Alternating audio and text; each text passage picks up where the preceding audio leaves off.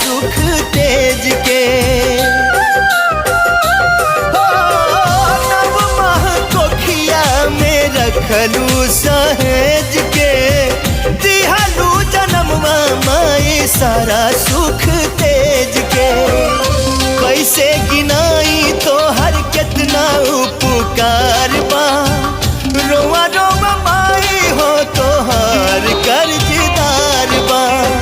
करी के जीवतिया मिरिया बढ़ाई एगो माई बिना, कैसे करे जावा जुड़ाई भाई एगो माई बिना, कैसे करे जावा।